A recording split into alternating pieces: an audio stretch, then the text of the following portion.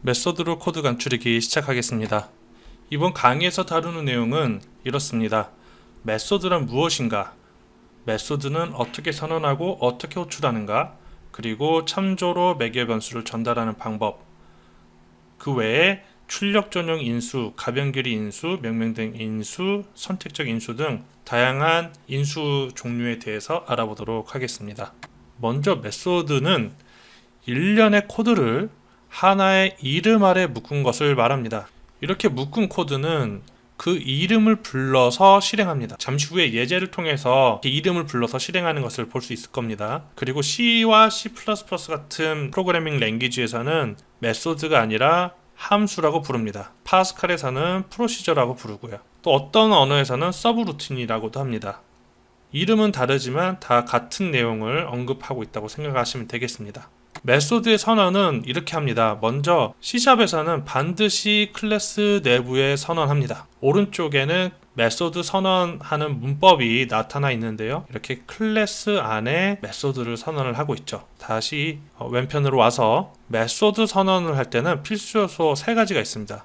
반환 형식은 메소드의 결과가 어떤 형식인지를 나타냅니다. 당연히 메소드에 이름이 있어야 되겠죠. 매개 변수 목록이 있어요. 앞에서 반환 형식은 출력이었다면 출력, 매개 변수는 인풋에 해당합니다. 메소드는 입력과 출력이 있습니다. 입력은 매개 변수를 말하고 출력은 반환 값을 나타냅니다. C샵에서 모든 데이터는 다 형식이 있죠. 그래서 형식이 지정이 돼야 되는 거고요. 메소드가 자신의 결과를 반환할 때는 리턴문을 이용합니다.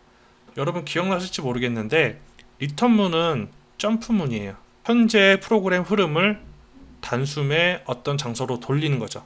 리턴문을 사용하게 되면 메소드가 실행되기 전 위치로 실행 흐름이 이동을 하게 됩니다.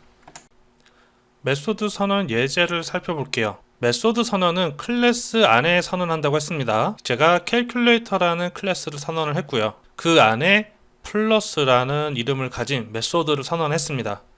이 앞에 있는 인티저, 이 키워드가 바로 반환 형식이 되겠습니다. 반환 형식이고요. 이 부분이 괄호와 괄호 사이에 있는 이것을 매개 변수라고 합니다. 매개 변수. 그러면 반환문은 어디 있을까요? 결과를 돌려주는 곳. 여기에 있습니다. return result를 반환을 하는데 result의 형식을 보니까 인티저네요. 반환 형식과 일치합니다. 이게 일치하지 않으면 C# 컴파일러가 컴파일 에러를 냅니다. 이렇게 선언한 메소드는 다음과 같이 호출을 해요. calculator.plus. calculator는 클래스 이름이죠. 플러스는 메소드 이름이에요. 스태틱 한정자가 없었다면 다음과 같이 했어야 돼요. calculator 다시 calculator 이름을 적어주고 이것을 인스턴스 또는 객체라고 하는데요. 객체 이름을 적어주고 메소드 이름을 적어서 호출해 줘야 됩니다. 하지만 우리는 플러스 메소드를 스태틱으로 선언을 했기 때문에 클래스 이름 뒤에 메소드 이름을 붙여서 바로 사용할 수 있습니다. 사이에 있는 점은 뭐뭐의 라는 뜻으로 해석을 하시면 되겠습니다. 그러니까 calculator 클래스의 플러스 메소드 그리고 괄호 열고 이 사이에 매개 변수에 입력할 데이터를 입력하면 되는데요. 메소드 입장에서는 이게 매개 변수지만 메소드를 호출하는 입장에서는 인수라고 합니다. 영어로는 argument라고 합니다. 플러스의 실행 결과는 이렇게 할당 연산자를 통해서 x에 저장이 됩니다. 3과 4를 더하면 여기에 a에는 x, b에는 y가 전달되니까 a와 b를 합한 값, 3과 4를 합한 값, 리절트는 7이 되죠. 그러니까 x는 7이 되고 5와 6을 더한 y는 11이 됩니다. 마찬가지로 z는 15가 되죠. 옆에 있는 그림을 한번 보시죠. 메소드를 기계라고 생각을 해보세요. 매개 변수를 재료라고 생각을 해보시고요. 그 결과는 제품이라고 생각을 해보세요. 메소드는 기계. 3과 4라는 재료를 넣었더니 7이라는 제품이 나왔어요. 메소드 내부의 코드가 이런 결과를 만들어낸 것이죠. 메소드를 호출할 때 어떻게 제어 흐름이 바뀌는지를 보겠습니다. 이렇게 변수 2개를 선언을 하고 메소드를 호출을 했습니다. 메소드를 호출하면 calculator의 플러스 메소드가 선언된 곳으로 실행 흐름이 이동을 해요. 그러면 실행 흐름이 점프를 하고 플러스의 코드를 실행합니다. 이때 플러스를 실행을 할 때 A와 B 매개 변수에 3과 4 인수를 입력을 하죠. 그러면 3과 4를 출력을 한 다음 리절트를 생성을 합니다. 리절트에는 3과 4를 더한 값인 7이 되겠죠. 그리고 리턴문을 통해서 호출을 종료함과 동시에 호출자에게 이 결과를 반환을 해요. 그러면 실행 흐름이 다시 1로 돌아옵니다. 플러스의 결과가 리턴문에 의해서 X에 할당이 되고 그 이후의 코드를 프로그램은 계속 실행을 하게 됩니다. 다시 한번 리턴문을 짚어보고 가겠습니다. 우리가 잘 아는 것처럼 호출자에게 결과를 반환하는 역할을 해요. 또 한 가지, 프로그램의 제어를 즉시 호출자에게 이동시킵니다. 이것은 무슨 의미냐면 메소드 중간에 호출하는 경우에는 메소드에 실행되지 않은 코드가 생길 수 있어요. 메소드가 있고 중괄호입니다. 코드가 쭉 있는데 중간에 리턴문이 있어요. 그리고 그 뒤로도 호출해야 될 코드들이 있다면 리턴문을 만나고 나면 이때 호출자에게 바로 실행 흐름을 돌려주잖아요. 그러면 3, 4 코드는 실행되지 않습니다. 그리고 반환 형식과 일치하는 데이터를 반환해야 한다는 점 우리가 앞에서 이미 살펴봤고요. 메소드가 결과를 반환하지 않는 경우도 있습니다. 가장 좋은 예가 뭐냐면은 우리가 지금까지 많이 사용해왔던 그리고 앞으로도 많이 사용할 라이트라인 메소드죠. 이 메소드는 뭔가를 출력하는 거 말고는 결과를 돌려주지 않습니다. 이런 경우에는 void 형식을 메소드 선언에 사용하면 됩니다. void라는 것은 공허하다, 뭔가 비어있다라는 뜻인데요. 이 메소드는 결과를 반환하지 않습니다 라고 컴파일러에게 알려주는 거예요.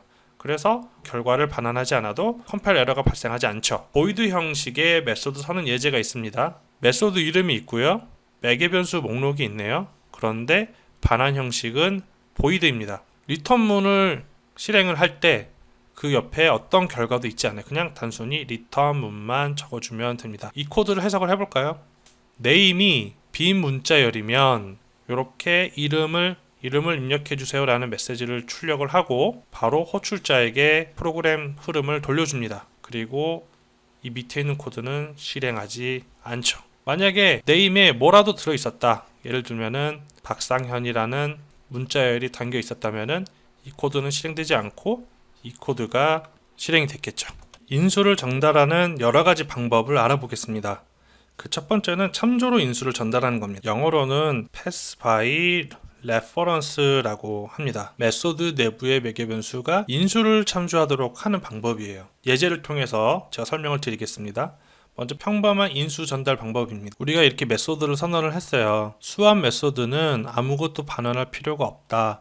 하지만 두 가지 정수형 매개 변수를 입력받는다. 이렇게 정의가 되어 있죠. 그리고 B에 있는 값을 템프에 옮기고 A에 있는 값을 B로 옮기고 템프에 있는 값을 A로 옮겨요. 그러니까 A와 B의 값을 교환하려는 의도인 거예요. 자, 이 메소드를 호출해 보겠습니다. X와 Y 변수를 선언하고 이것을 수압 메소드로 호출했어요. 이때 어떤 일이 벌어지느냐? 우리가 X와 Y를 인수로 넣었잖아요. A는 X, B는 Y, 이렇게 할당이 이루어집니다. 인수에서 매개 변수로 할당이 이루어져요. 즉 복사, 값의 복사가 이루어집니다. 이것을 pass by value라고 해요. 값을 전달한 거죠. 그러니까 이 안에서 A와 B의 값을 전달한다 한들 X와 Y에는 아무 영향이 없어요. 매개 변수끼리만 값을 교환을 한 거죠. 인수에는 아무 영향이 없는 거예요. 그래서 이 인수를 참조로 전달을 하면 A와 B가 직접 이 인수를 바라보게 할 수 있잖아요. 이렇게 할 수 있는 방법은 ref 키워드로 매개 변수를 선언을 하면 호출할 때도 ref 키워드를 이용해서 호출을 합니다. 이때 매개 변수 A는 X를 직접 참조하고 B도 Y를 직접 참조하게 됩니다. 그래서 여기에서 A와 B를 교환을 하게 되면은 이것은 곧 X와 Y를 교환하게 되는 거죠. 출력 전용 매개 변수는 return과 유사합니다. 근데 return은 결과를 하나만 반환하죠. 출력 전용 매개 변수는 매개 변수가 목록화할 수 있다 보니까 복수개를 반환할 수 있다는 점이 다르죠. 출력 전용 매개 변수는 out 키워드로 선언을 합니다. out 키워드로 매개 변수를 한정을 하면은 해당 매개 변수가 출력 전용 매개 변수가 돼요. 출력 전용 매개 변수는 앞에서 설명한 참조로 전달하는 인수와 상당히 개념이 비슷해요. 실제로 똑같은 로직을 참조로 전달하는 인수로 구현을 해도 똑같이 동작을 합니다. 하지만 중요한 차이점이 있는데요. 참조로 인수 전달을 하는 경우에는 인수의 값이 수정되지 않아도 컴파일 에러가 발생하지 않습니다. 정리를 해볼게요. 참조로 전달하는 인수를 사용하는 경우에는 메소드 내에서 인수를 수정하지 않았을 때 컴파일 에러가 발생하지 않아요. 문제없네. 컴파일러가 컴파일을 해줍니다. 아웃 키워드로 사용하면 메소드 내에서 해당 매개 변수가 수정되지 않았을 때, 즉 어떤 값도 할당되지 않았을 때 컴파일러가 문제를 제기를 하죠. 너 이 매개 변수에는 어떤 값을 저장을 해서 출력을 해줘야 되는데 왜 아무것도 안 하니? 너 의도하고 다른 거잖아 라고 컴파일러가 에러를 출력을 해주는 거죠. 예제 코드를 보겠습니다. 여기에 divide라는 메소드가 있어요. 나누다 라는 뜻이죠. void가 반환 형식이네요. return을 사용하지 않겠다는 뜻이죠. 대신에 출력할 결과가 두 개가 있네요. 목과 나머지입니다. 호출 부분을 볼까요? 여기 변수 4개를 선언을 했는데 2개만 초기화를 했습니다. C와 D는 초기화를 하지 않았네요. 왜 그런가 하고 봤더니 C와 D는 출력 전용 매개 변수였어요. 여기에 결과를 받기 위해서 초기화를 할 필요가 없었던 거죠. 자, 호출을 하게 되면 여기 quotient는 C를 참조하고 리메인더는 D를 참조를 합니다. 그래서 quotient의 값을 저장을 하면 이렇게 C의 몫이 저장이 되고 리메인더의 결과를 저장을 하면 이렇게 D의 그 값이 저장이 됩니다. 그리고 C와 D를 출력을 해보면은 20과 3에 대해서 나눗셈을 했을 때의 목과 나머지가 출력이 되죠. 이번에 메소드 오버로딩을 살펴보겠습니다. 메소드 오버로딩은 이름 하나를 놓고 여러 버전의 구현을 올리는 것을 말합니다. 이걸 왜 하냐면 이 기능을 C샵이 제공하는 이유가 있어요. 자, 덧셈을 제가 인티저용으로 구현을 한다고 해봐요. 그리고 더블형으로 또 구현을 했습니다. 플롯형도 구현을 했어요. 이렇게 매번 이름을 지어주기가 너무 피곤해요. 메소드를 사용하는 입장에서도 번거롭습니다. 로직이 동일하다면 그리고 데이터 형식만 다른 것일 뿐이라면은 이렇게 피곤하게 여러 가지 이름을 짓느라고 고생할 필요 없고 또 이 이름을 찾느라고 고생하지 않아도 되도록 C샵은 오버로딩이라는 기능을 제공을 하는데요. 오버로딩이라는 말은 과작하다라는 뜻이 있어요.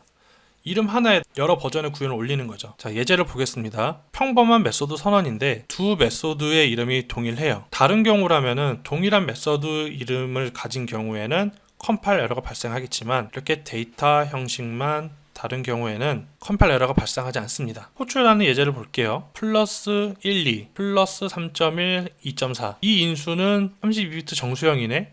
컴파일러가 이 인수를 보고 판단을 해서 이 버전을 호출하도록 실행 파일을 만듭니다. 이 인수를 보고 8바이트 부동소수형 인수를 사용하고 있네. 그러면 이 메소드를 호출하게 해줘야겠구나 라고 컴파일을 해줍니다. 가변길이 인수는 인수의 개수를 유연하게 조절할 수 있어요. 예제 코드를 한번 볼게요. sum 메소드를 호출하는데 처음에는 인수를 2개를 입력하더니 그 다음에는 3개, 그 다음에는 10개를 입력하네요. 오버로딩 아닌가요? 라는 질문을 할 수도 있습니다. 하지만 아니죠. 왜냐하면 sum에 사용된 인수를 보면 전부 정수형이잖아요. 그러니까 형식이 동일하다는 말이죠. 하지만 인수의 개수가 달라요. 이런 경우에 가변 길이 인수를 사용합니다.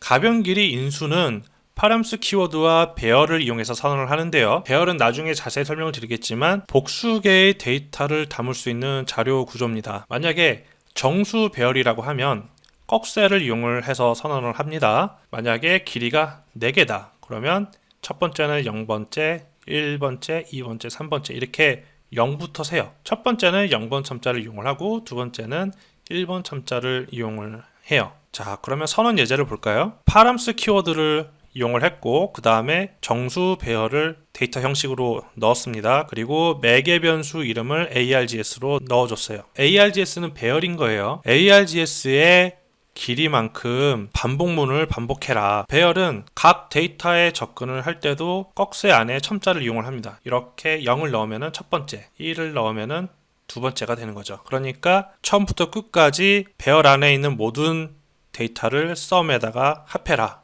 그리고 반환해라 라는 코드죠. 명명된 인수는 영어로 하면 named예요. 매개 변수의 이름을 명시를 해주는 겁니다. 예제 코드를 볼까요?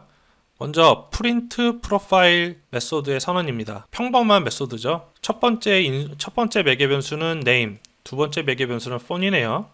그리고 입력받은 매개 변수를 출력을 할 뿐입니다. 이것을 호출하는 코드를 볼게요. print profile 괄호 열고 여기에 인수 목록이 들어가죠. 박찬호와 010-123-1234만 넣어줘도 되지만 이렇게 분명하게 매개 변수의 이름을 명시해줬죠. 선택적 인수는 말 그대로 이 인수는 입력해도 되고 입력하지 않아도 되는 그런 인수를 말합니다. 인수에서 값을 받지 못하는 경우 이 매개 변수가 가지고 있어야 되는 기본값이 필요하잖아요. 그래서 선택적 인수를 선언을 할 때는 반드시 이렇게 기본값을 할당을 해줍니다. 이렇게 기본값을 할당을 해두면 호출자가 인수를 입력하지 않은 경우에 대해서 이 기본값을 활용하게 되는 거죠.